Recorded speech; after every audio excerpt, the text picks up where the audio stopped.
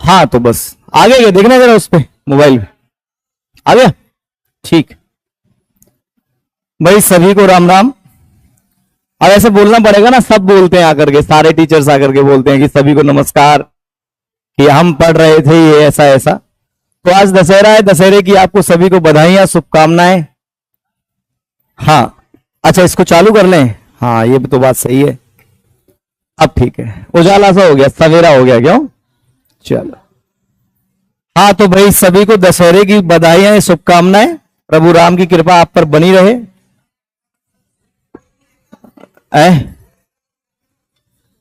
क्यों? अभी दिखेगा ना, अंधे हो गया? नालायक हो, ऑनलाइन बेइज्जती कराते तुम अपनी और मेरी भी। देखें, कल हमने 1956 से लेके सन 2000 और फिर सन 2000 से लेके 2025 तक की जो स्थिति है मध्य प्रदेश में जिलों की और संभागों की, वो हमने देखने की कोशिश करी थी। अब अभी इसमें रह का गया है कि जैसे हम देखें कि क्षेत्रफल के हिसाब से कौन सा संभाग जो है वो बड़ा है, फिर जनसंख्या के हिसाब से कौन सा संभाग है जो बड़ा है या छोटा है। ठीक, ये रह गया है। दूसरा क्या रह गया है? देखो, लिखाने में हम समय बर्बाद नहीं करेंगे आपका, आप टॉपिक को समझिए। बाकी लिखने के लिए बहुत सारी किताबें हैं मार्केट के अंदर। बाकी हमारा जो ग्रुप है टेलीग्राम का, तो जैसे ही ये कंप्लीट हो जाएगा पूरा टॉपिक, गठन, संभाग और सामान्य जानकारी वाला, हम आपको पूरी जानकारी टेलीग्राम ग्रुप में भेज देंगे, है ना। तो आप उसमें से याद करना, केवल रटने का काम रह जाएगा। तो आप रट सकते हैं बहुत अच्छे से अगर आपको समझ में आ गया तो अभी तक हमने ये जाना कि मध्य प्रदेश बना कैसे, और 1947 से लेकर के 1956 तक की जो राज्यों की स्थिति थी वो क्या स्थिति थी, वो हमने पढ़ा कि 1947 में से लेकर के 1956 तक 4 राज्य हुआ करते थे। हमने रियासतों को मिलाया, मध्य प्रदेश में रियासतों को मिलाकर के अलग अलग राज्य बनाए गए। फिर उन अलग अलग राज्यों को फजल अली आयोग की सिफारिशों पर हमने एक नया राज्य बनाया, जो कि 1 नवंबर 1956 को बनकर के तैयार हो गया, जिसकी राजधानी हमने भोपाल को बनाया। भोपाल उस जमाने में सीहोर नाम के जिले की तहसील हुआ करता था। और हमने कितने जिले थे? 43 जिले बनाए थे। ठीक है, अच्छा, फिर हमने 2 जिले बनाए, फिर उसके बाद हमने 16 जिले बनाए, फिर हमने छत्तीसगढ़ को अलग कर दिया। और छत्तीसगढ़ के बनते समय यहां के मुख्यमंत्री दिग्विजय सिंह जी और राज्यपाल महावीर जी थे, भाई महावीर। प्रधानमंत्री अटल बिहारी वाजपेयी जी थे। KR नारायण यहां के राष्ट्रपति थे। और हमारे यहां पर राष्ट्रपति ने 25 अगस्त को इस वाले छत्तीसगढ़ को बनाने के लिए सिग्नेचर कर दिए थे। इतना हम पढ़ चुके हैं। ठीक है, फिर लास्ट में जाते जाते हमने पढ़ा था कि जो 55वां जिला है मध्य प्रदेश का, वो कौन सा है? मैहर है। और माता के अभी दिन चल रहे थे, है ना। आज दशहरा है, ठीक, रावण जलेगा, है ना। और रावण तो अब इस बार जल ही नहीं पा रहा है, पानी में भीग गया बेचारा। पानी इतना बरसा कि जितने रावण बने थे वो सब बेचारे भीग गए, भीग के गल के ही मर गए बेचारे इस बार तो जैसे मैहर वाली जो माता है, उनको लेकर के बहुत सारी कहानियां प्रचलित हैं। ठीक, जैसे पहले सतना जिला था, लेकिन अब तो मैहर ही खुद अपने आप में जिला है? तो मैहर वाली माता जो का मंदिर जो है वो त्रिकुटा पर्वत पर है। सीढ़ियां बहुत हैं, लगभग 1063 सीढ़ी बोला जाता है। ठीक है, शारदा माता का मंदिर है और आला उदल से संबंधित है। आला उदल 2 सेनापति, बहुत बड़े सेना नायक। जो भी सुन रहे हैं ऑनलाइन वो सुन लें, सुने ज्यादा, समझें ज्यादा। अगर आप पढ़ रहे हैं ऑनलाइन या ऑफलाइन, ऑफलाइन तो आप पढ़ ही रहे हो, अगर पढ़ते वक्त आपका 1 से सवा घंटे में अगर आपका टॉपिक 60 से 70% बिना रटे अगर आपको समझ में आ रहा है, चीजें दिमाग में ठहर रही हैं, तो आप सही पढ़ रहे हैं। क्योंकि समझने के बाद ही आप रट सकते हैं, उससे पहले आप नहीं रट पाएंगे, लंबे समय तक याद नहीं हो पाएगा। तो मैं ये समझा रहा था कि आला उदल नाम के दो सेना नायक भविष्य में जब अपन पढ़ेंगे तो उनके बारे में और विस्तार से जानेंगे। दो सेना नायक जिन्होंने खूब लड़ाइयां लड़ी और उनकी 52 लड़ाइयों के बारे में बताया जाता है। आला के बारे में यह कहा जाता है कि वह अमर हैं। क्या है वो? अमर हैं। ऐसी बुंदेलखंड जो मध्य प्रदेश का एक एरिया है, आगे जब भूगोल पढ़ाएंगे तो आपको और अच्छे समझ में आएगा। अभी उनकी चर्चा चल रही है तो 2 मिनट सुन लो। बुंदेलखंड के पूरे एरिया में आला बहुत फेमस हैं। सोचिए, इतने फेमस हैं कि उनकी लड़ाइयों को सुनाया जाता था। तो जब सुनाया जाता था तो जो सुनाने का जो तरीका था वो गाने का एक तरीका बन चुका है वहां पर। उसको कहते हैं आला गायन। क्या कहते हैं? आला गायन। अगर उस रिदम में कोई गा रहा है, एक रिदम है पूरी, अगर उस रिदम में कोई गा रहा है तो आदमी कहेगा क्या गा रहा है ये? आला गा रहा है। तो आला के बारे में यह कहा जाता है कि वह आज भी मां भगवती की पूजा करने के लिए मंदिर में आते हैं। अब कितनी सच्चाई है, क्या है, वो ईश्वर जाने, है ना, और माता जाने। लेकिन आज भी वहां प्रचलन है कि शाम के सब वक्त, शायद जब मैं गया था तब तो शायद 7 बजे का वक्त था, तो 7 बजे के टाइम पर मंदिर पूरा बंद कर दिया जाता है और सबको नीचे उतार दिया जाता है। और ऐसी एक कहानी है कि जब भी मंदिर खुलता है आज तक की डेट में, अभी तक, तो कभी भी मंदिर सूखा हुआ नहीं मिला है। सूखे से मतलब ऐसा है कि पूजा पाठ की हुई मिली है। जैसे हमने मंदिर अच्छे से शाम को साफ वाफ करके रख दी, मतलब कर दिया है, और सुबह जब कोई लोग आएंगे तो पानी चढ़ाएंगे, फूल चढ़ाएंगे, अगरबत्ती भी लगाएंगे। तो हमेशा जब भी मंदिर खोला गया पुजारी के द्वारा तो ऐसा कहा जाता है कि आज तक उस मंदिर में पूजा की हुई ही मिलती है, फूल चढ़े हुए ही मिलते हैं। तो ऐसा कहा जाता है कि जो पूजा करने आते हैं वो कौन आता है? आला आते हैं। तो ऐसी कहानी है। बहुत बड़े सेना नायक रहे हैं। पृथ्वीराज चौहान जो तृतीय थे, उनके साथ उनका युद्ध हुआ है, कई सारी लड़ाइयां उन्होंने लड़ी हैं, जीती भी हैं। बात समझ में आ रहा है ना? तो मैहर वाली माता बहुत फेमस है। जब तुम्हारी नौकरी वोकरी लग जाए तो चले जाइएगा, मिल के आइएगा माता से, या मन में ही कह दो कि मैया लग जाएगी तो आ जाएंगे। क्योंकि अपन भगवान को रिश्वत देते हैं कि मेरा ये वाला काम करवा दो तो मैं तुम्हें ये चढ़ा दूंगा, है ना। वैसे सीधे सीधे नहीं करवाएंगे कुछ भी। तो हम इतना पढ़ चुके हैं, ठीक है। आगे की कहानी यह है कि देखो, अब आपको पता क्या होना चाहिए? आपको पते होने चाहिए 10 के 10 संभाग कि मध्य प्रदेश में कौन कौन से संभाग हैं, और फिर उन संभागों के जिले कि मध्य प्रदेश में जो संभाग हैं उनमें कौन कौन से जिले आते हैं, कौन कौन से जिले आते हैं। जैसे जैसे जैसे जैसे एक अपना संभाग है पड़ोसी जो अपना है चंबल, तो चंबल में 3 जिले हैं। कौन कौन से? श्योपुर, मुरैना और अपना भिंड। तो ऐसे ही आपको संभाग पता होना चाहिए। जैसे जैसे हमारा ग्वालियर संभाग, हमारा उज्जैन संभाग, तो आपको ये रटे होने चाहिए। अब मैं चाहूं आपको यहां से लिखवा सकता हूं, लेकिन उसमें समय जाएगा। जब आपने समझ लिया कि एक संभाग में कई सारे जिले होते हैं, तो हमको अब क्या करना है? हमको रटना है, याद करना है कि जैसे ग्वालियर और चंबल का तो तुमको पता चल गया, ऐसे ही भोपाल नाम का एक संभाग होता है, उज्जैन नाम का एक संभाग होता है, सागर नाम का एक संभाग होता है, रीवा नाम का एक संभाग होता है, जबलपुर नाम का एक संभाग होता है, शहडोल नाम का एक संभाग होता है, और नर्मदापुरम नाम का भी एक संभाग होता है। कुछ समझ में आ रहा है आपको? और इंदौर नाम के, जैसे अब जैसे मैंने कहा इंदौर संभाग, तो अब आपको यह पढ़ना है कि इंदौर संभाग में कौन कौन से जिले आते हैं। जबलपुर संभाग में कौन कौन से जिले आते हैं? जबलपुर में 8 जिले आते थे, लेकिन अब एक नया जिला बढ़ गया। कौन सा? पाडुरना। कौन सा? पाडुरना। कुछ समझ में आ रहा है? तो नए जिले बने हैं ना 3। कौन कौन से बने हैं? मैहर बना है, मऊगंज बना है और पाडुरना बना। आप याद कर लेंगे, कोई दिक्कत तो नहीं है इसमें, ऐसी कोई समस्या तो विशेष है नहीं, रटना ही तो है तो रट लिया जाएगा, कोई दिक्कत नहीं है उसमें। ठीक, मुद्दे की बात पर आते हैं। मुद्दे की बात यह है कि मध्य प्रदेश बना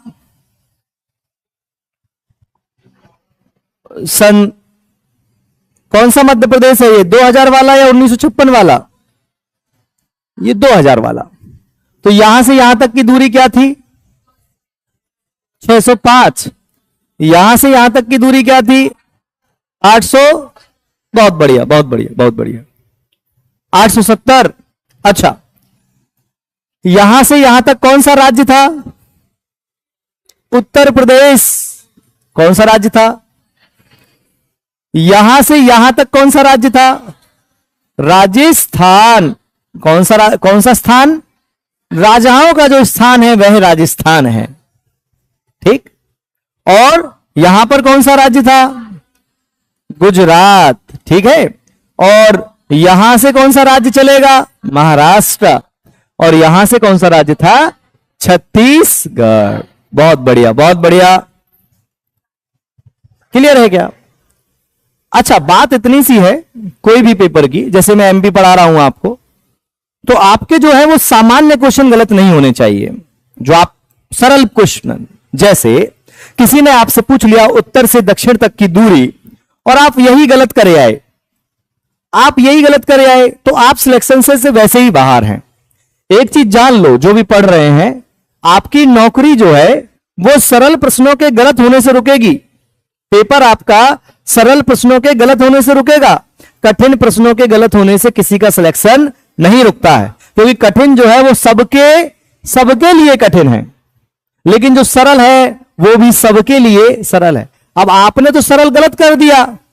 कई बार जैसे एक दो बच्चे बैठे हैं जो थोड़े सीनियर हैं, उन्होंने पेपर दिए होंगे, तो आप कई बार आके कहते हैं कि सर वो 2 क्वेश्चन ऐसे सरल आए थे, वो मैं गलत कर आया और 1 नंबर से मेरा सिलेक्शन रुक गया।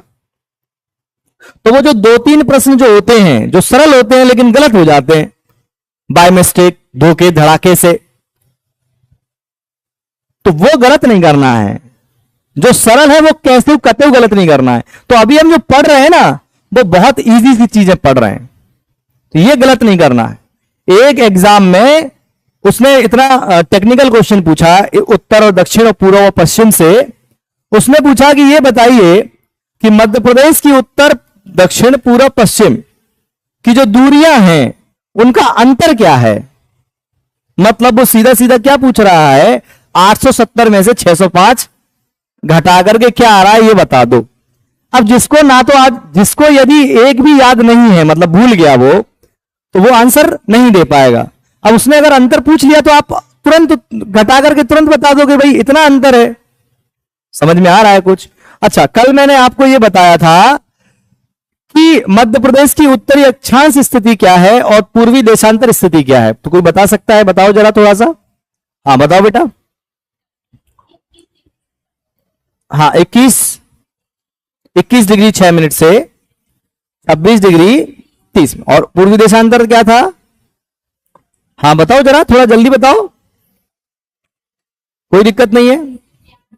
हाँ, कितना बताओ बताओ? 74 से 82। बहुत बढ़िया। ऐसे ही तो पढ़ना है अपने को, इतना ही पढ़ लेना है। समझ में आ रहा है ना? अपन को इतना ही पढ़ लेना है। अच्छा, एक चीज समझना जरा बेटा, आराम आराम से पढ़ेंगे अपन। अभी अपन आराम आराम से पढ़ेंगे, ऑनलाइन वाले जो भी हैं और तुम भी।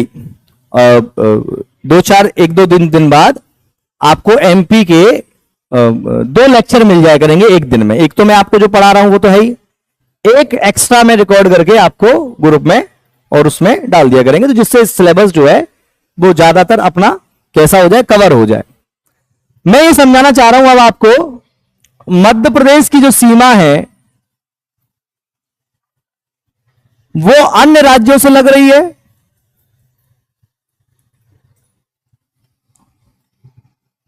और अन्य राज्यों की जो सीमा है वो मध्य प्रदेश से लग रही है। ठीक, तो हमको यह पता होना चाहिए कि जो मध्य प्रदेश के जो जिले हैं वो कौन कौन से जिले हैं। यही वाले जिले तो होंगे मध्य प्रदेश के, तो ये किससे लग रहे होंगे, यूपी से।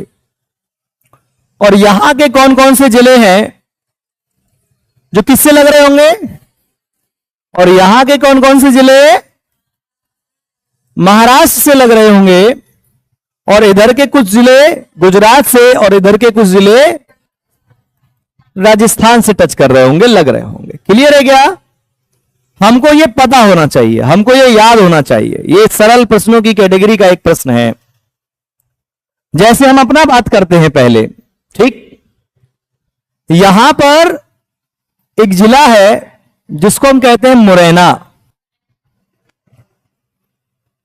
मुरैना, जहां कौन रह रहा है, मोर। अत्यधिक मोरों के कारण जिले का नाम है मुरैना। तो मुरैना जो जिला है वो 2 राज्यों की सीमाओं को टच कर रहा है। कौन कौन से 2 राज्य हैं साहब? मुरैना राजस्थान और यूपी। क्लियर है क्या? क्लियर है?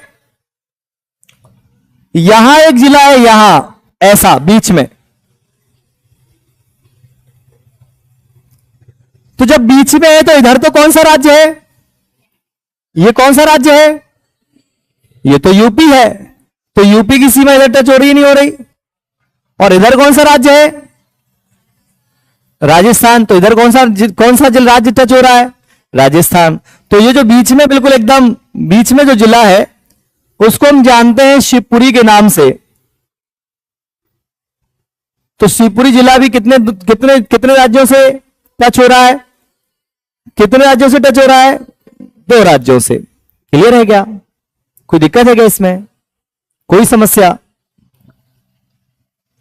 इधर पर झाबुआ नाम का एक राज्य है। कौन सा राज्य? वो 2 राज्यों से टच हो रहा है, गुजरात और राजस्थान। मैं आपको ऐसे जिले बता रहा हूं जिसकी सीमा कितने राज्यों से लगती है? 2 राज्यों से। तो कौन कौन से हो गए? मुरैना, फिर शिवपुरी और झाबुआ। अच्छा, इधर है अलीराजपुर नीचे की तरफ, इधर अलीराजपुर है। तो जो अलीराजपुर नाम का जिला है, जिनको हम चंद्रशेखर आजाद जी के नाम से भी जानते हैं, इस जिले को 2010 में इसका नाम परिवर्तित करके चंद्रशेखर आजाद नगर जिला ऐसा कुछ नाम दिया गया था। तो अलीराजपुर नाम का जो जिला है ये गुजरात और महाराष्ट्र से टच होता है। ठीक है। और इधर की तरफ है सिंगरौली। कौन सा जिला? सिंगरौली। तो ये कौन कौन से राज्य? यूपी और छत्तीसगढ़।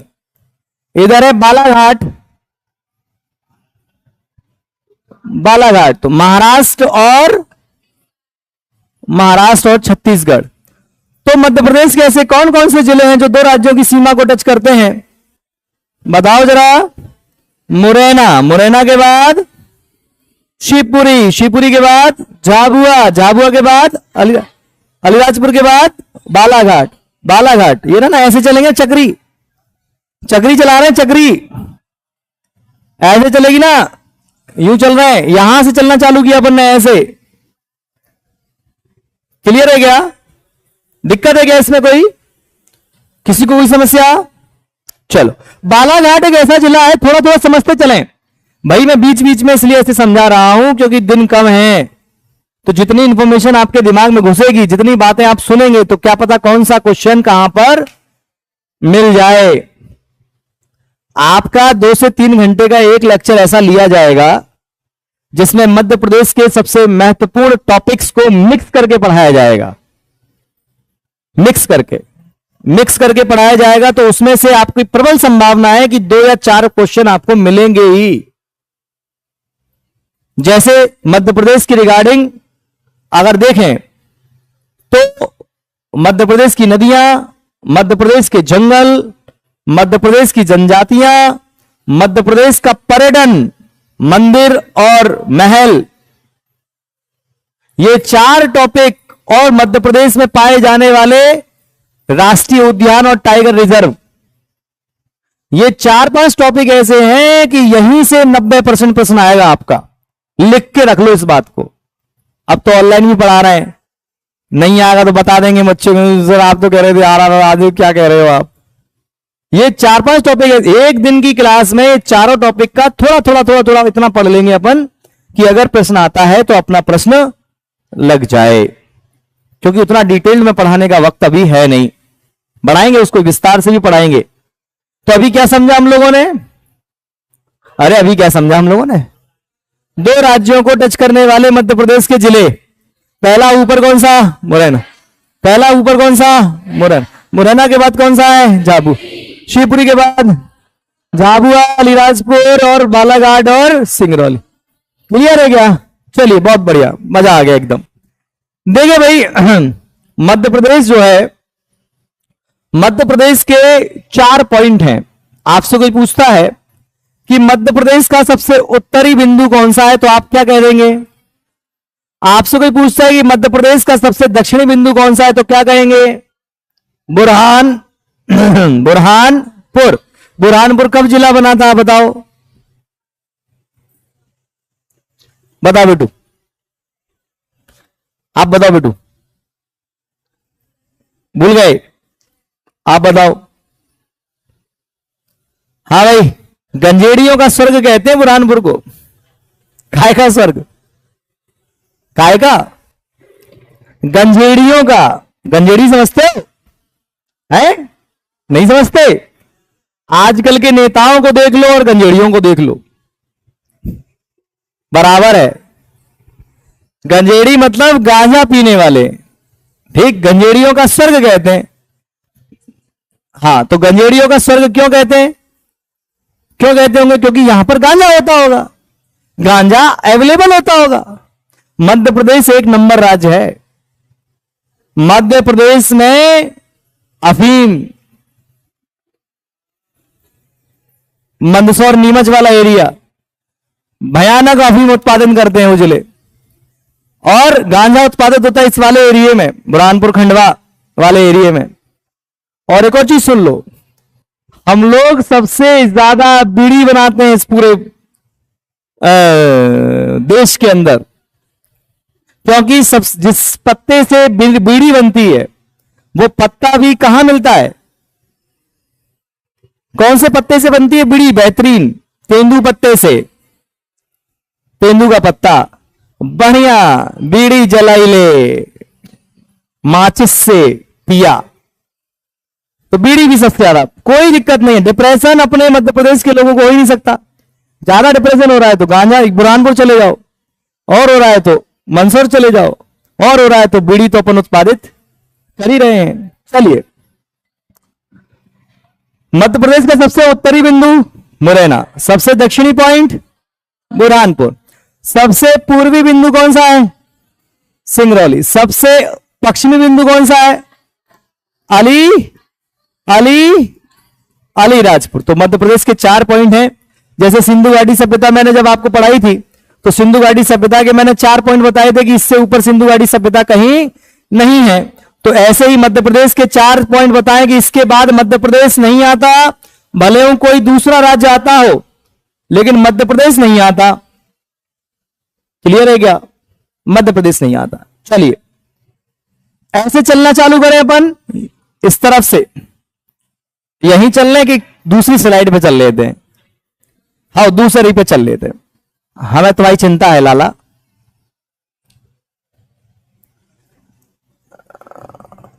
देखें भैया,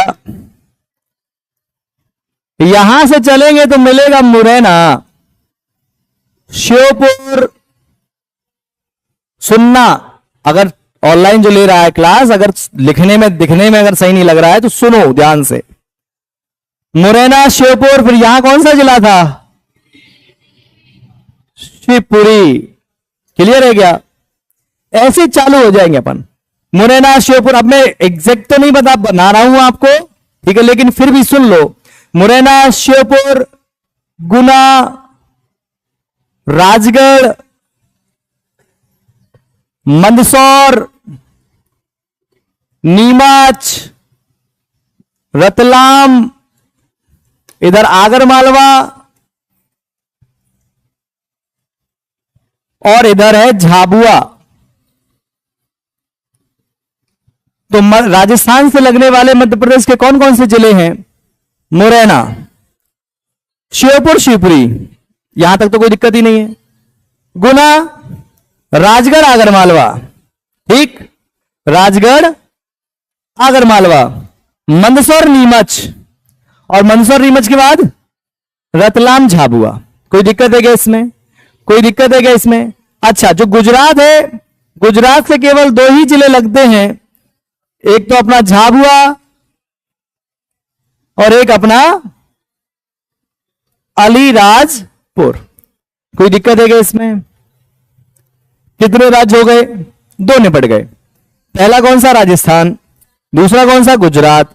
अब यहां से चलना चालू करेंगे, है किसकी बात करेंगे अपन? महाराष्ट्र की।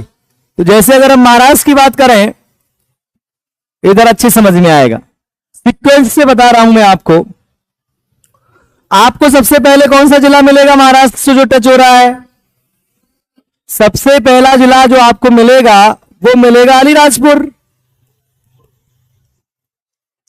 फिर कौन सा जिला मिलेगा आपको? बड़वानी, ठीक, अलीराजपुर, बड़वानी और खरगोन, फिर खंडवा, फिर बुरहानपुर। देखो बेटा, आ जाओ। बड़वानी, खरगोन, खंडवा, बुरहानपुर, बैतूल। कितने हो गए? 1 2 3।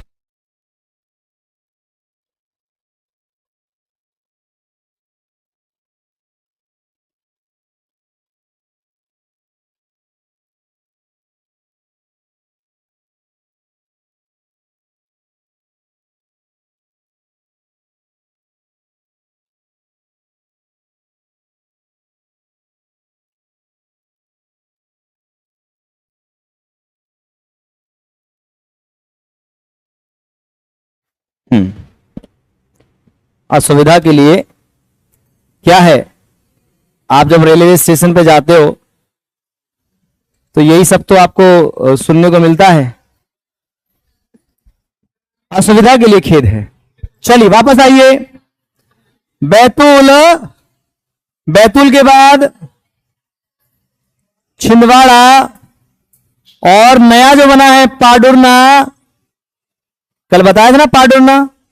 पाडुरना का प्रभारी मंत्री कौन है? प्रद्युमन सिंह। इंदौर का प्रभारी मंत्री कौन है? मोहन यादव जी। बहुत बढ़िया, बहुत बढ़िया जी। हाँ, मोहन यादव जी, जी हाँ, sorry sorry Shaktimaan, I am sorry, I am really sorry. 1 2 3 4 5 6 7 8, 2 रह गए, सिवनी और बालाघाट। क्लियर है क्या? देखो भाई, लिखाना और नोट्स होना आपका उद्देश्य नहीं होना चाहिए। जिले का एक प्रभार दे दिया जाता है काम देखने के लिए कि जिला सही से ग्रो कर रहा है कि नहीं कर रहा है। एक कॉन्सेप्ट है प्रशासन करने का ही। अब जो मंत्री बने होते हैं उन्हों को ही एक जिला दे दिया जाता है, लेकिन वह जिला नहीं दिया जाता जहां से वो आते हैं। जैसे प्रद्युमन सिंह तोमर जी जो हैं वो ग्वालियर से आते हैं, तो उनको ग्वालियर का प्रभार नहीं दिया जाएगा, उनको दूसरे जिले का प्रभार दिया जाएगा, जिससे वो काम हम देखते रहे कि सारा नगर निगम वगैरह और सब अच्छे से काम कर रहा है। मतलब सरकार और वहां के प्रशासन के बीच में एक मीडिएटर, जो सरकार की सभी योजनाओं को बहुत अच्छे तरीके से कहां तक अप्लाई कर पाए? जिले में अप्लाई करवाए। तो इसके लिए होता है कौन? प्रभारी मंत्री। आपके ग्वालियर के प्रभारी मंत्री कौन है, कोई बताएगा? है तुलसी सिलावट जी। ठीक है, चलिए बात करते हैं बेटा छत्तीसगढ़ की। अगर हम छत्तीसगढ़ की बात करें तो छत्तीसगढ़ की जो कहानी है वो कहां से स्टार्ट हो जाएगी? छत्तीसगढ़ की कहानी जो है वो बालाघाट से स्टार्ट हो जाएगी। बालाघाट, मंडला है, डिंडौरी, अनूपपुर। अरे तुम पढ़ लो यार, तुम मेरे को कैसे पहले पढ़ लो, बाद में देखेंगे नालायको। बालाघाट, मंडला, डिंडौरी, अनूपपुर, शहडोल, सीधी और सिंगरौली। ठीक है, कई किताबें जो है वो सीधी को नहीं मानती कि जो सीधी है वो इसमें नहीं आता, लेकिन सीधी भी इसको टच करता है। कितने जिले हो गए? 1 2 7 जिले। मध्य प्रदेश के कितने जिले? 7 जिले छत्तीसगढ़ को टच करते हैं। और छत्तीसगढ़ के सीएम का नाम कमेंट करके बताइए। ऐसी तो बोलते हैं लोग बाग कौन है छत्तीसगढ़ के सीएम? वर्तमान के नहीं पूछ रहा हूं, पहले सीएम कौन है? हाँ, पहले सीएम कौन है? अजीत जोगी, अजीत जोगी। चलिए यहां से स्टार्ट करते हैं। अगर अपन उत्तर प्रदेश की बात करें तो उत्तर प्रदेश जो है वो मुरैना। ठीक, मुरैना। मुरैना के बाद इधर कौन सा जिला आएगा? भिंड और दतिया और शिवपुरी। उत्तर प्रदेश लगने वाले मध्य प्रदेश के जिले कौन कौन से?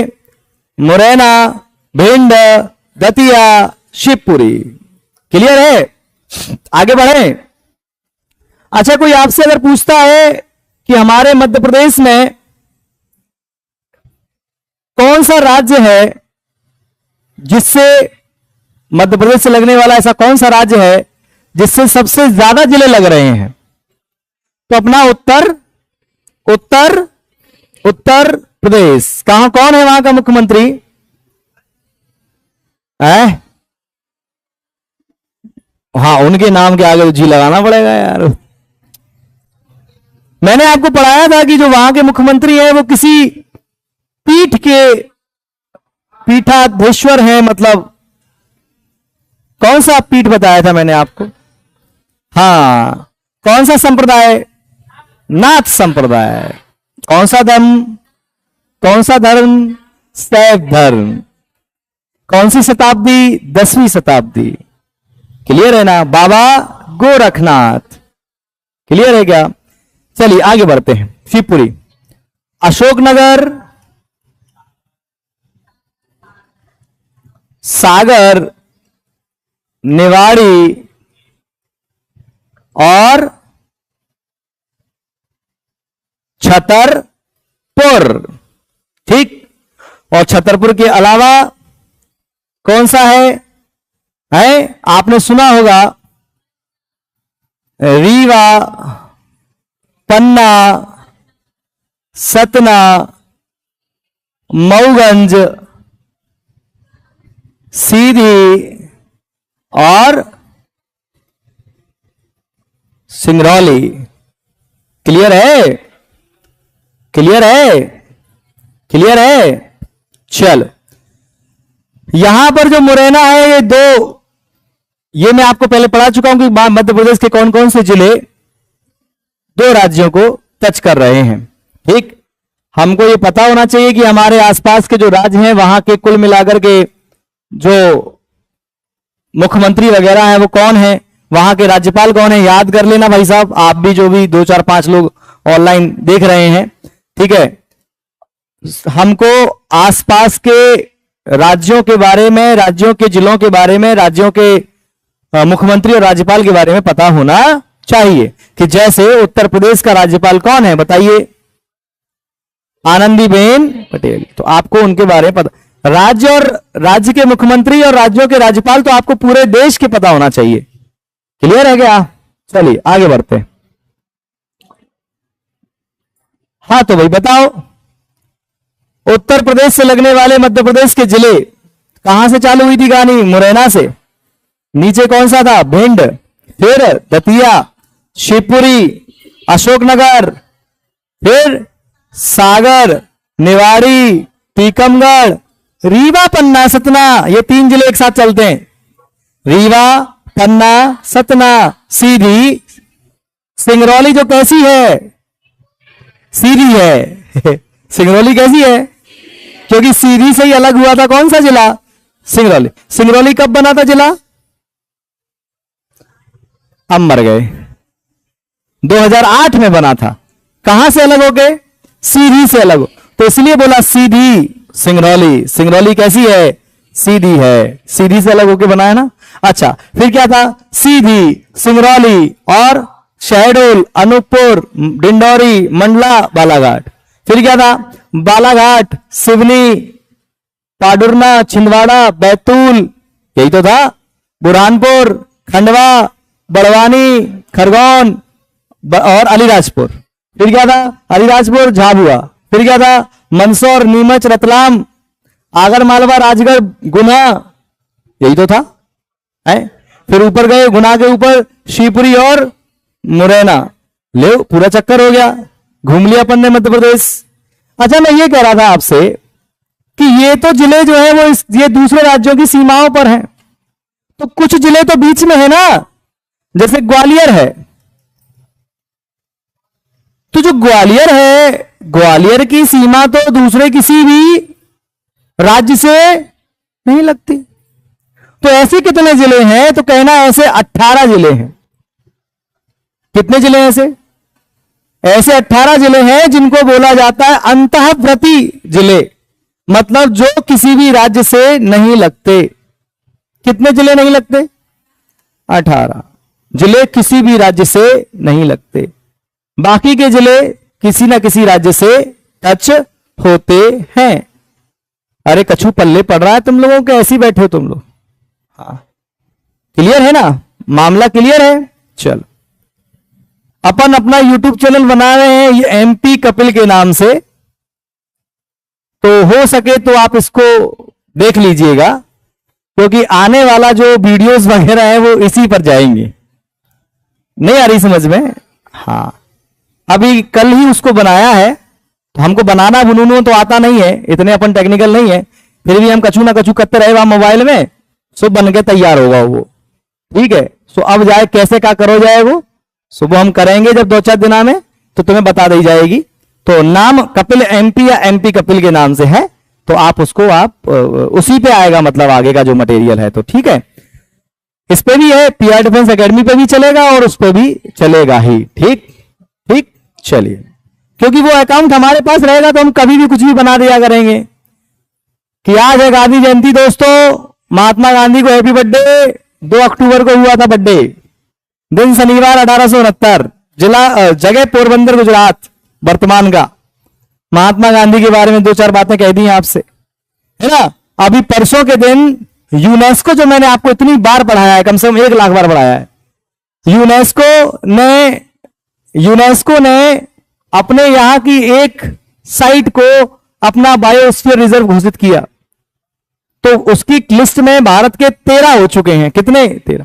पहले कितने थे? 12। तो कोल्ड डेजर्ट को बनाया। अब ये कोल्ड डेजर्ट क्या है, यूनेस्को ने क्या किया, या यूनेस्को क्या है, तो उसकी हमने एक वीडियो बना के डाल दी। तो ऐसे आप उसको देख लीजिएगा, जब भी हम उस पर काम करेंगे तो तब आकर के उस पर आपको चीजें मिल जाएंगी। चलिए वापस आते हैं। ग्वालियर के मध्य प्रदेश के 18 जिले जो है वो अंतर्वर्ती जिले हैं, जिनकी सीमा किसी दूसरे राज्य से नहीं टच होती किसी भी तरह से। क्लियर है क्या? चलिए एक चीज और समझिए बढ़िया से, एकदम बढ़िया से। मेरा मध्य प्रदेश अजब है और गजब है भैया। यूपी थोड़ा थोड़ा पढ़ते रहिएगा, यूपी की वैकेंसी अपन को देनी है और वहां से भी अपन को पेपर निकालना है। तो यूपी के पहले मुख्यमंत्री, यूपी कब बना, ये सब चीजें भी आप देख लीजिएगा इस वाले पेपर के बाद, मध्य प्रदेश पुलिस के बाद। मैं ये कह रहा था कि एक रेखा है जो ऐसे निकलती है मध्य प्रदेश की। इस रेखा को हमने नहीं, वैज्ञानिकों ने और जानकारों ने इस रेखा को नाम दिया है कर्क रेखा। और इस रेखा की जो भौगोलिक स्थिति है वो है 23.5 डिग्री उत्तर में पृथ्वी के गोले के कौन से पार्ट में? उत्तर में। उत्तर में। और क्या है? आड़ी खिंची रेखा है, तो कैसी है? ये अक्षांश है। पृथ्वी के गोले पर उत्तर में 23.5 डिग्री आड़ी खिंची रेखा को अक्षांश कहते हैं, और 23.5 डिग्री का अक्षांश कहलाता है कर्क रेखा, जो भारत से होकर गुजरता है और भारत के 8 राज्यों से गुजरता है। कितने राज्यों से? कितने राज्यों से गुजरती है रेखा? 8 राज्यों से। उन 8 राज्यों में हमारा क्या है? प्यारा प्यारा सुंदर सुंदर मध्य प्रदेश। मध्य प्रदेश के बहुत सारे नाम हैं, जैसे आप में से कईयों के कई नाम होंगे। किसी का नाम होगा टिल्लू। हाँ, होते हैं बच्चों के नाम। ईश्वर की कृपा है कि हमारा एक ही नाम रहा, घर का अलग नहीं रहा, कहीं का अलग नहीं रहा, ईश्वर की कृपा है। आजकल लगते हैं चिंटू, बुग्गू, ये ऐसे नाम रहते हैं, उपनाम जिसको कह देते हैं। क्या कह देते हैं उसको अपन? उपनाम। उपनाम कह देते हैं। तो मध्य प्रदेश के भी कई सारे उपनाम हैं। जैसे मध्य प्रदेश की जो भौगोलिक स्थिति है वो भारत के लगभग बीच में है, तो हम उसको बीच में कह देते हैं भाई हृदय प्रदेश है। कैसा प्रदेश है? हृदय प्रदेश है। हमारे यहां पर टाइगर की संख्या बहुत है, तो कह देते हैं टाइगर प्रदेश। कौन सा प्रदेश कह देते हैं? टाइगर। टाइगर प्रदेश। हमारे यहां पर सोयाबीन बहुत पैदा होता है, तो कह देते हैं क्या? सोया प्रदेश। वैसे भी सोया हुआ है, अपना जो प्रदेश है वाकई बहुत सोया है। इतना अंधा चल रहा है ना मामला, लेकिन हमारे यहाँ के बच्चे, हमारे यहाँ के जो भी लोग हैं वो थोड़े से कहते हैं अच्छा ऐसा हो गया, ठीक है। एक मोहतरमा थी जिन्होंने पटवारी के एग्जाम में 3री रैंक लेके आई थी। वो उनसे एक न्यूज वाले ने पूछा था कि मध्य प्रदेश की राजधानी क्या है। जो सब्जी बेचते हैं ना बेचारे, जो थोड़े से कम, जो तैयारी नहीं कर रहे हैं, जो दूसरा काम कर रहे हैं, सब्जी बेच रहे हैं या कोई दूसरा काम कर रहे हैं, उनसे भी पूछोगे ना कि मध्य प्रदेश की राजधानी क्या है, तो बता देंगे भोपाल। वो क्रांतिकारी महिला वो कह रही थी कि मध्य प्रदेश की राजधानी है दिल्ली, और उनको मध्य प्रदेश के एग्जाम में 3री रैंक लगी और उनको नौकरी भी दे दी गई है शायद। कुछ नहीं हुआ, क्योंकि मध्य प्रदेश एक कैसा राज्य है? कैसा प्रदेश है? सोया प्रदेश। क्या लग जाएगी तो ठीक है, नहीं लगेगी तो क्या दिक्कत है? उत्तर प्रदेश इस मामले में बहुत खतरनाक है। उत्तर प्रदेश में कोई भी वैकेंसी पे कुछ गड़बड़ होता है, वहां के स्टूडेंट पहले करते चंदा, क्योंकि देखो एक व्यक्ति पे तो पैसा है नहीं, करते चंदा, और चंदा करके वहां का लगभग उस कोर्ट का, जिस भी कोर्ट में वो केस करते हैं, लगभग सबसे बड़ा वकील कर लेते हैं वो। चाहे कितने रुपया ले रहा हो, चंदा करके दे देते हैं उसको कि हमारा केस तुम लड़ोगे। वैकेंसी इधर नोटिफिकेशन होता है, उधर केस होता है। तो कई फैसले सरकार ने बदले, मजबूरी में बदलने पड़े, क्योंकि वो एक सोया प्रदेश, वहां के लोग सोए नहीं, अपने आगे सोया प्रदेश है। हमारे यहां पर तेंदुए बहुत होते हैं, तो हमारे मध्य प्रदेश का नाम एक क्या है? तेंदुआ प्रदेश। हमारे यहां पर नदियां सबसे ज्यादा हैं, तो नदियों का प्रदेश या नदियों का मायका कौन सा राज्य है? हमारे यहां पर पूरे भारत में एकमात्र राज्य है जो सबसे ज्यादा हीरा देता है, तो हमारा कौन सा? हीरा प्रदेश। ठीक है।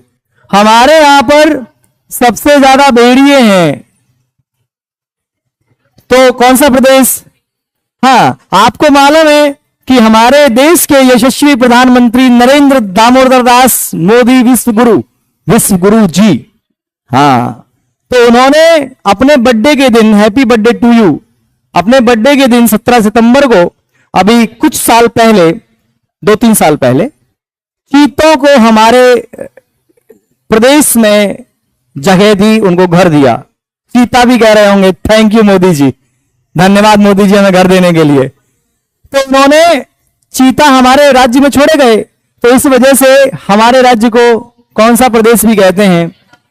चीता प्रदेश भी कहते हैं। और चीता कहां छोड़े गए थे शुरुआत में?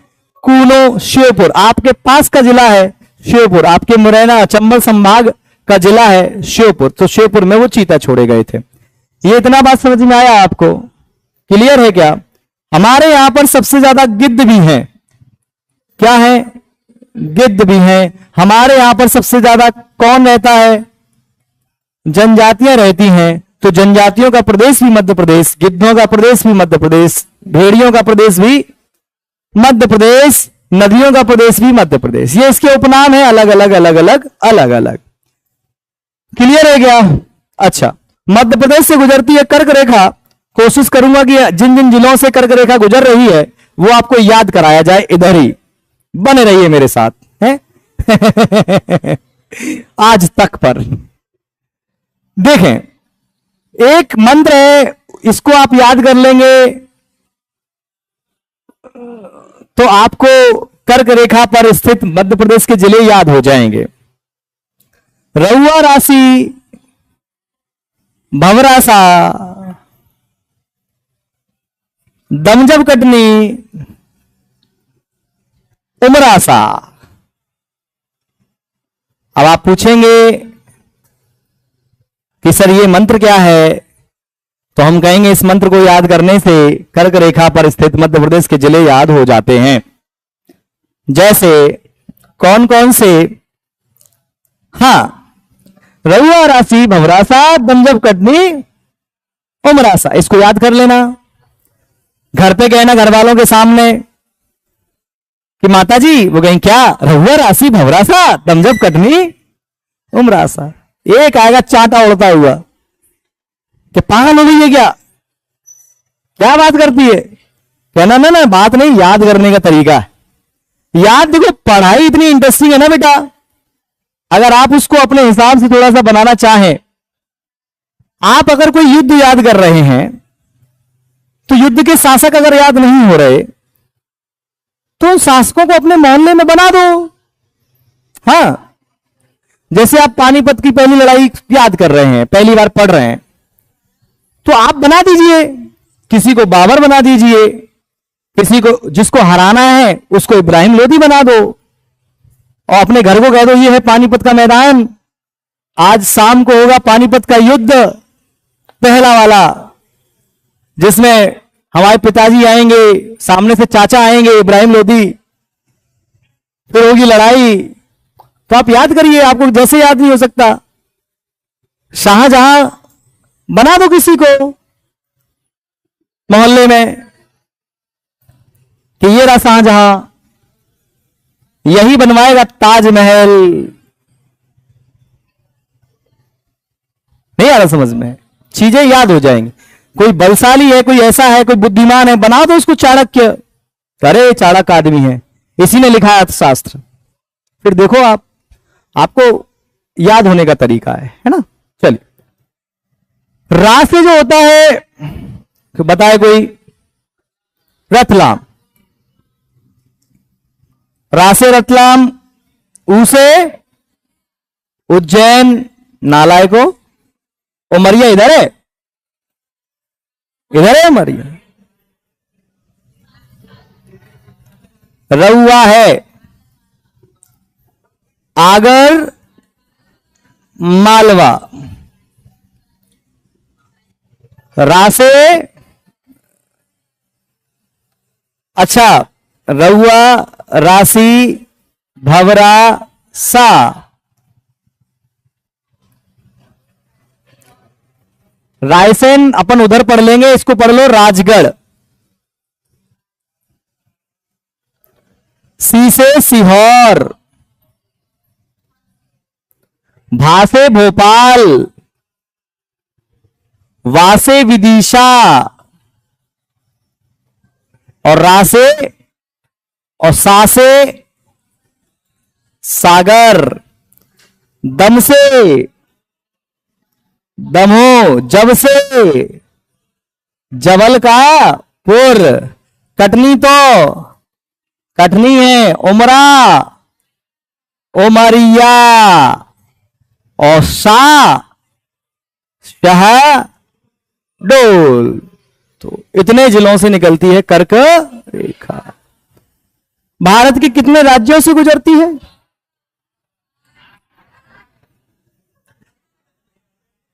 8। विश्व के कितने देशों से निकलती है? याद कराया था ना, याद कराया था। कर्क रेखा याद कराई थी, भूमध्य रेखा याद कराई थी, मकर रेखा याद कराई थी, ट्रॉपिक ऑफ कैंसर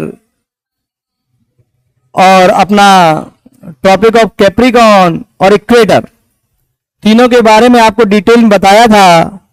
अच्छा मुझे ये बताइए, जब इतना पढ़ ही रहे हैं थोड़ा और पढ़ लो कि ये जो भारत के 8 राज्य हैं जहां से कर्क रेखा होकर के गुजरती है, जिसमें मध्य प्रदेश भी है, तो कौन कौन से हैं वो 8 राज्य?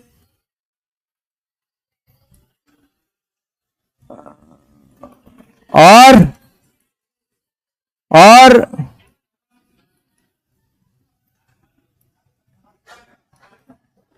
और और और 3 3 6, एक और रह गया, कौन सा रह गया? झारखंड। याद कर सकते हो, एक सड़ी सड़ाई सी ट्रिक है, बहुत जमाने पुरानी। पंडित झागुराम 6 मित्र हैं। पंडित झागुराम 6 कितने मित्र हैं? 6 मित्र हैं। तो मुझे लगता है कि आपको ठीक ठाक मात्रा में जानकारी मिली है। अभी छोड़ ही नहीं, छुट्टी नहीं कर रहे हैं, चिंता ना करो। तो अभी आज का एजेंडा अपना क्या रहा? अपना आज का एजेंडा ये रहा कि हमने मध्य प्रदेश के आसपास के राज्यों और एवं आसपास के राज्यों को लगने वाले जो जिले हैं वो पढ़ लिए। हमने मध्य प्रदेश से गुजरने वाली जो कर्क रेखा है उसके बारे में जानकारी ले ली कि कौन कौन से जिले उसको टच करते हैं, कि या मतलब कौन कौन से जो जिले हैं वो मध्य प्रदेश कर्क रेखा पर स्थित हैं। और भारत में कर्क रेखा कितने राज्यों से होकर के गुजर रही है ये अपन ने देख लिया, 8 राज्यों से। और 8 राज्य वो कौन कौन से अपन ने ये भी देख लिया, पश्चिम बंगाल, गुजरात, राजस्थान, छत्तीसगढ़, झारखंड है, मिजोरम और त्रिपुरा। कोई है? हाँ, कोई क्या है बताना पड़ेगा। बता बेटो। हाँ, त्रिपुरा का सीएम बता दो, बता दो एकदम, कोई दिक्कत नहीं, बता दो। हाँ, हीरो हिंदुस्तानी।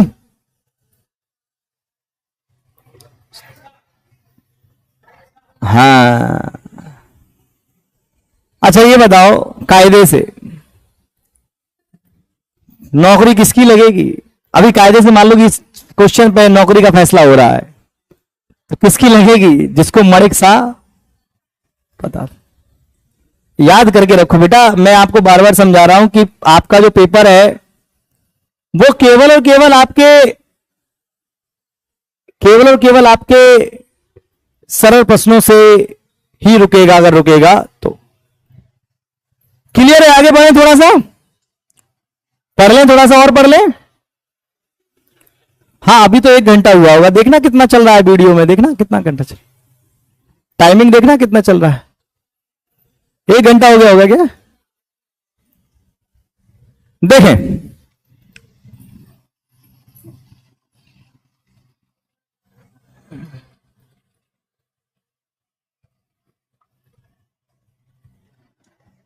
थोड़ा सामान्य जानकारी। काय की सामान्य जानकारी ले रहे हैं अपन? मध्य प्रदेश की। तो सामान्य जानकारी में मतलब क्या?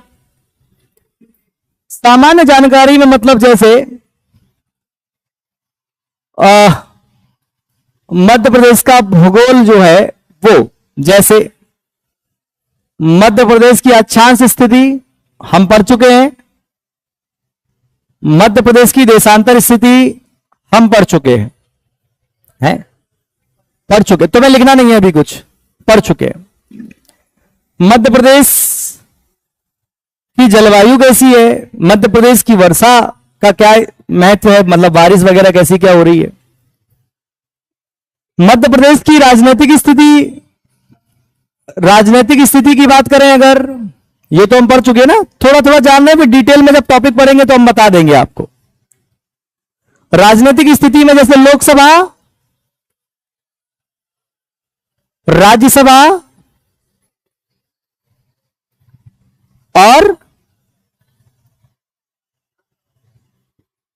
विधानसभा में मध्य प्रदेश का क्या प्रेजेंट में सिनेरियो चल रहा है। एक चीज और याद रखना है अपने को,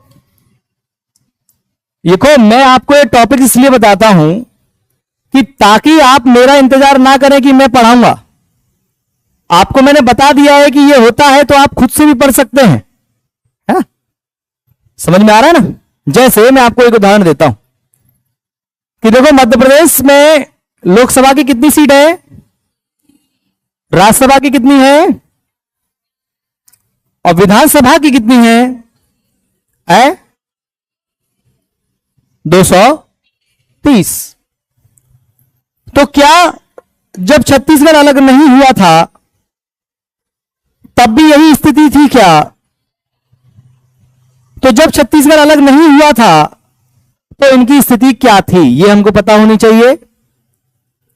समझ रहे हैं कि जब छत्तीसगढ़ अलग नहीं हुआ था तो मध्य प्रदेश में जो लोकसभा की सीटें हैं वो कितनी थी, और जो राज्यसभा की सीटें हैं वो कितनी थी, और जो विधानसभा की सीटें हैं वो कितनी थी। क्लियर आ रहा है कुछ समझ में?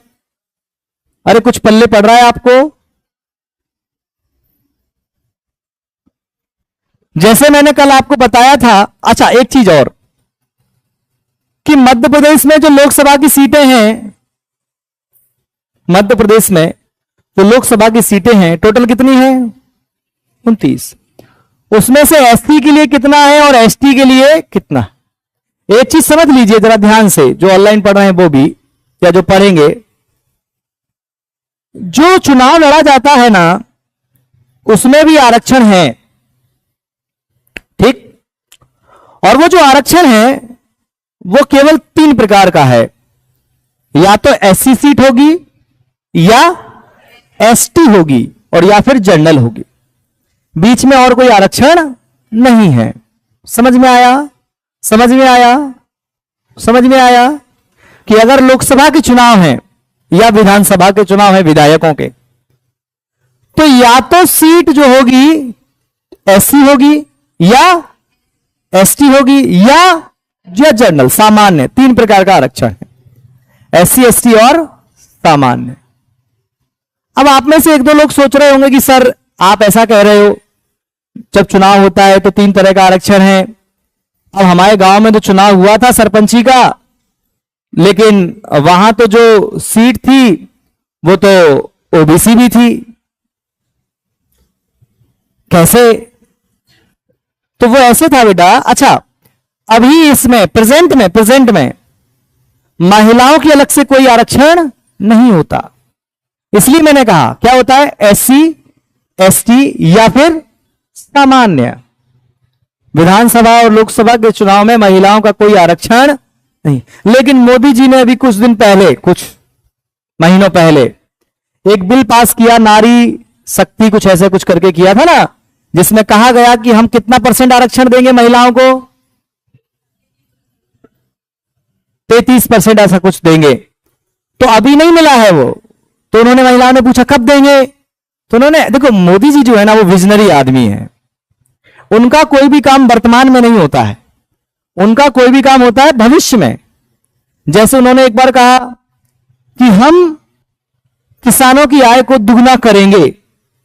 अब करेंगे उन्होंने कहा कि हम महिलाओं को भी आरक्षण देंगे।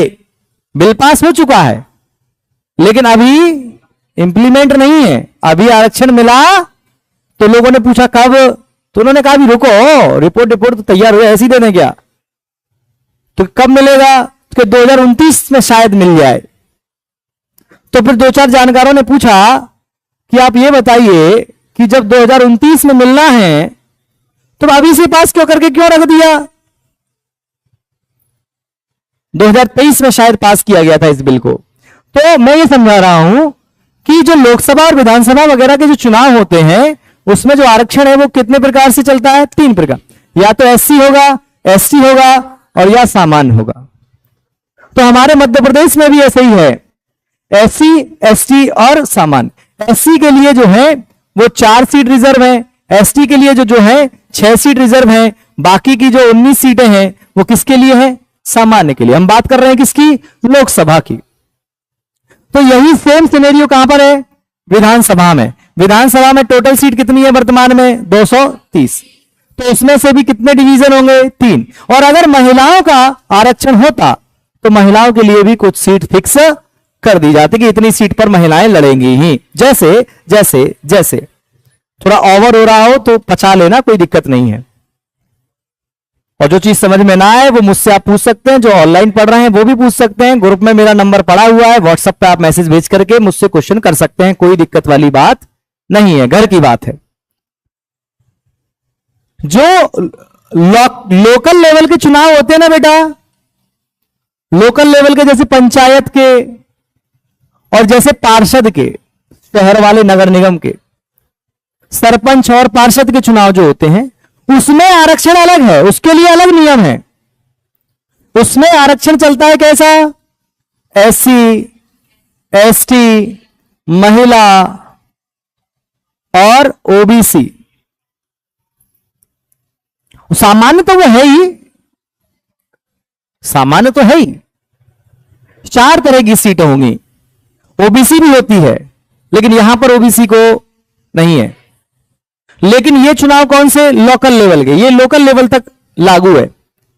हमारे मध्य प्रदेश में नियम है कि अगर लोकल लेवल के चुनाव होंगे तो 50% सीट जो होंगी वो महिलाओं के नाम होंगी।